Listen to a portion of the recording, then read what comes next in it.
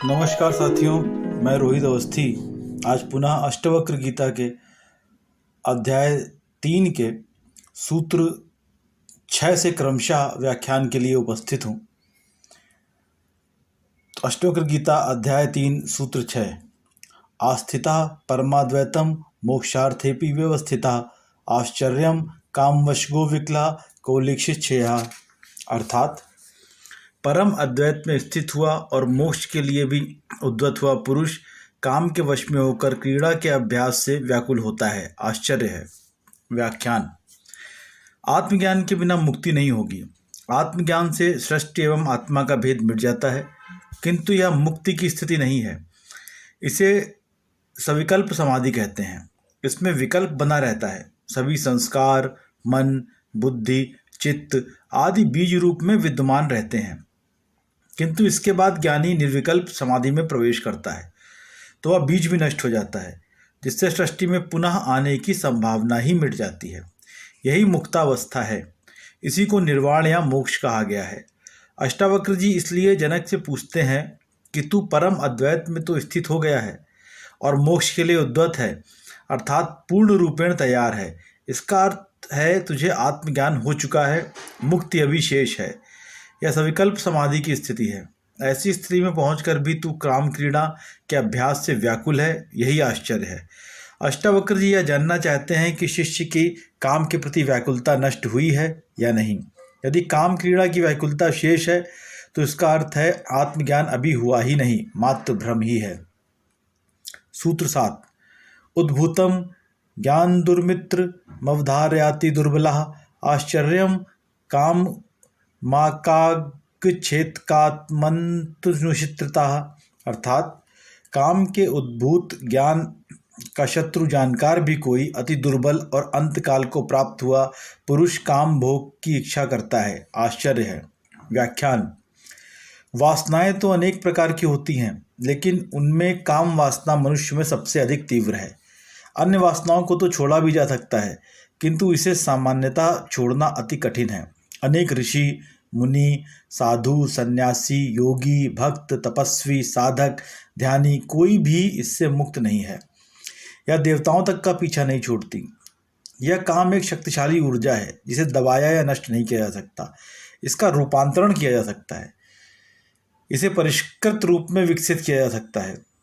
यह संपूर्ण सृष्टि काम के द्वारा ही उत्पन्न हुई है। यह शक्ति ईश्वर प्रदत्त है, अतः हे नहीं है, किंतु इसका उपयोग वासना रूप में करना हे है। अष्टावक्र जी इन 3 सूत्रों में काम में आसक्ति के प्रति जनक को सचेत करते हैं। वे कहते हैं कि अत्यंत दुर्बल एवं मृत्यु के निकट पहुंचा हुआ व्यक्ति कभी काम भोग की इच्छा नहीं करता, किंतु ऐसा व्यक्ति भी यदि इसकी इच्छा करता है तो आश्चर्य है। इसी प्रकार यह काम उस व्यक्ति का महान शत्रु है जिसमें नया नया ज्ञान उद्भूत हुआ है, क्योंकि जन्मों जन्मों से जिस काम वासना का भोग के रूप में उपयोग किया जाता है वह एक क्षण में आत्मज्ञान होते ही छूट कैसे सकती है। आत्मज्ञान तो एक क्षण में हो जाता है, किंतु चित्त की वृत्तियों को छोड़ने में समय लगता है। जब ये पूर्ण रूप से छूट जाती हैं तब जो अवस्था उत्पन्न होती है उसे ही मुक्ति कहते हैं। जिस प्रकार प्रकाश और अंधकार एक साथ नहीं रह सकते, या तो प्रकाश ही होगा या फिर अंधकार, इसी प्रकार ज्ञान और संसार, ज्ञान और काम, ज्ञान और वासना एक साथ नहीं रह सकते। यदि ज्ञान हो गया तो संसार, काम, वासना नहीं आदि नहीं रहेगी। यदि ये है तो इसका अर्थ है कि ज्ञान हुआ ही नहीं, ज्ञान का भ्रम ही हुआ है। इसलिए ज्ञानी कहता है संसार माया है, मिथ्या है, भ्रम है, किंतु अज्ञानी को यह ज्ञान ईश्वर, परमात्मा, आत्मा, ब्रह्म आदि स्वप्नवत, कल्पनावत, मायावत व भ्रम मालूम होते हैं। आत्मज्ञान की इस कसौटी पर अष्टावक्र जी जनक को कसते हुए पूछते हैं कि तुझे आत्मज्ञान हो गया है, ऐसा ज्ञात होता है, किंतु इस ज्ञान की स्थिति में तूने जान लिया कि यह काम उद्भूत ज्ञान का शत्रु है। काम का प्रभाव तुझ पर जन्मों जन्मों से है। ज्ञान नया हुआ है, इसलिए यह काम तुझे कभी भी अपनी ओर खींच सकता है। यह जानकर भी तू काम भोग की इच्छा करता है, बस यही आश्चर्य है।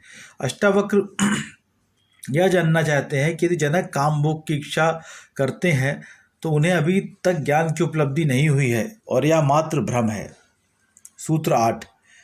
इहामुत्र विरक्तस्य नित्यानित्य विवेकिनः आश्चर्यम मोक्ष कामस्य मोक्षादेव विभीषिका, अर्थात जो इहलोक और परमलोक के भोग से विरक्त है और जो नित्य और अनित्य का विवेक रखता है और मोक्ष को चाहने वाला है, वह भी मोक्ष से भय करता है, आश्चर्य है।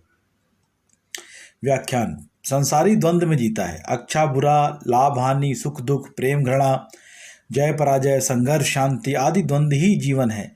नैतिक व्यक्ति इनमें भेद करता है। अच्छे को पुण्य व बुरे को पाप कहता है। दुनिया में रहकर वह अपने विभिन्न कर्मों द्वारा इस पाप पुण्य की संपत्ति अर्जित करता है। मृत्यु पर कर्म तो छूट जाते हैं, किंतु यह पाप पुण्य की अर्जित संपत्ति अपने साथ लेकर जाता है। इसका पूरा लेखा जोखा लेकर जाता है। यदि पुण्य का भार अधिक हुआ तो स्वर्ग मिलता है, यदि पाप की अधिकता हुई तो नरक मिलता है। जब वहाँ से इन्हें भोग लेता है तो हिसाब बराबर होने पर वह पुनः संसार में लौटता है। कोई भी कर्म हो उसका फल अवश्य होता है, अतः कर्म मुक्ति का साधन नहीं बन सकता। जो स्वर्ग की कामना से कर्म करते हैं वे भी भोग की कामना कर रहे हैं। वहाँ इस संसार से भी ज़्यादा अच्छा भोग होगा, किंतु मुक्ति की इच्छा रखने वाला इन दोनों प्रकार के भोगों से विरक्त होता है। वह द्वंद्व से पार होता है, उसमें एक विवेक आ जाता है। संसार के भोग आदि अनित्य हैं तो स्वर्ग के भोग भी अनित्य हैं, वे भी क्षीण होंगे। इसलिए वह नित्य शाश्वत परमानंद मुक्ति की ही चाह करता है। ऐसा विवेक आत्मज्ञान की स्थिति में ही पैदा होता है। इसलिए अष्टावक्र जी जनक से फिर प्रश्न करते हैं कि तू आत्मज्ञान को उपलब्ध हो गया है, इसलिए तू इस संसार और स्वर्गादि के भोगों से विरक्त हो गया है। आत्मज्ञान के बाद अगला चरण मुक्ति ही है, तू उसे भी चाहने वाला है। जो संस्कार, जो वृत्तियाँ बीज रूप में शेष हैं, उन्हें भी नष्ट करके तू पूर्ण रूपेण मुक्त होकर उस नित्य एवं शाश्वत को पाना चाहता है। फिर भी तुझे मोक्ष से भय लगता है तो बड़ा आश्चर्य है।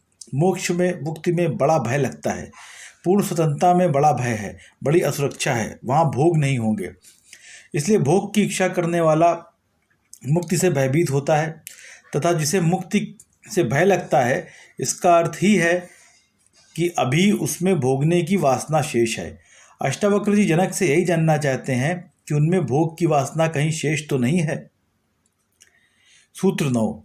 धीरस्तु भोज्यमानोपि पीड्यमानोपि सर्वदा आत्मानं केवलम पश्यन् तुष्यति न कुप्यति, अर्थात धीर पुरुष तो भोगता हुआ भी और पीड़ित होता हुआ भी नित्य केवल आत्मा को देखता हुआ न प्रसन्न होता है न क्रुद्ध होता है। व्याख्यान। प्रसन्नता और क्रोधादि मन के धर्म हैं जो अहंकार के कारण अपना प्रभाव दिखाते हैं। अज्ञानी का जीवन मन और अहंकार से ही चलता है, इसलिए उनको इसका अनुभव होना स्वाभाविक है। धीर पुरुष अर्थात आत्मज्ञानी भी भोग तो भोगता ही है, वह प्रारब्ध कर्मों का भोग भी भोगता है। संसार में रहकर आवश्यक कर्म भी उसे करने ही पड़ते हैं, उपस्थिति भोगों को भी भोगता ही है। कई ऐसे भोग भी उसे भोगने पड़ते हैं जिनसे उसे पीड़ा भी होती है, जैसे रामकृष्ण को कैंसर की पीड़ा, कृष्ण को पाँव में बाण लगना, जीसस को सूली पर लटकना, सुकरात व मीरा को जहर देना आदि उत्पन्न पीड़ाओं को आत्मज्ञानी भी भोगता ही है।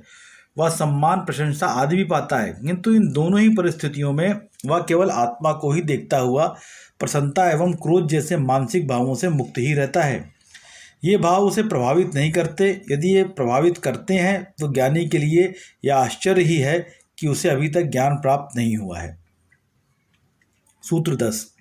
चेष्टमानं शरीरम स्वयं पश्यन्त्यन्त्य शरीरवत् संत्वे चापि निंदायाम कथम शुम्येन महास्यः, अर्थात जो अपने चेष्टारत शरीर को दूसरे के शरीर की भांति देखता है वह महाशय पुरुष स्तुति और निंदा में भी कैसे शोभ को प्राप्त होता है। व्याख्यान। अष्टावक्र जी कहते हैं कि आत्मज्ञान के बाद यह शरीर आत्मा से भिन्न ज्ञात होने लगता है, फिर भी आत्मा को ही अपना स्वरूप मानता है, शरीर को नहीं। ज्ञान के बाद भी उसका शरीर तो चेष्टारत रहता ही है। शरीर के चेष्टारत रहने से उसे स्तुति और निंदा भी प्राप्त होती है, किंतु ज्ञानी अपने को इस शरीर से भिन्न मानता है, जिससे वह उस स्तुति और निंदा के क्षोभ को प्राप्त नहीं होता।